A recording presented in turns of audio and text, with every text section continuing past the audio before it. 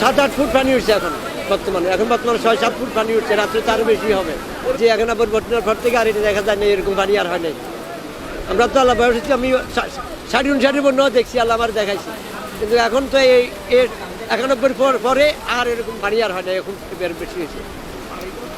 বাড়িঘর তো সব বিল্ডিং নিয়ে যেতেছে।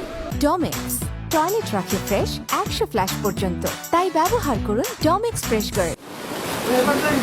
এত ঢেউ কখনো আর দেখি নাই, আজকে বেশি ঢেউ। এবং আমাদের সতলাঘাট মসজিদের ভিতরেও পানি ঢুকে গেছে, বিশেষ করে দোকান, কয়েকটা দোকান এবং লন্ডমন্ড কিছুই নেই।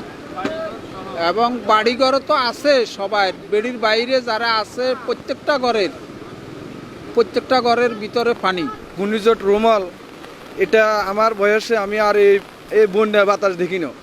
এখানে ভীষণ বাতাস, ভীষণ আপনার তুফানের মতো চলছে। নদীর ঢেউর কারণে বেল লগে যারা বসবাস করে এরা টিকতে পারছে না, এরা খুব অসহায়। গরু, ছাগল, হাঁস, মুরগি মসজিদে আনি ডুবে গেছে, মানুষের দোকানপাট সমস্যা হয়েছে। ক্ষেত খামার, কৃষি ক্ষেত, যারা কৃষিক্ষেত করে এরা কৃষক অনেক পরিমাণ নষ্ট হয়েছে। এলাকার অবস্থা তো খুব আশঙ্কাজনক। লোকজন আস্তে আস্তে আশ্রয়কেন্দ্রের দিকে যাইতে আছে, মানুষ খুব বিপজ্জনকের ভিতরে আছে। নদীর আবহাওয়া খুব খারাপ, রাত্রের ভিতরে আরও বাড়ি দেবে।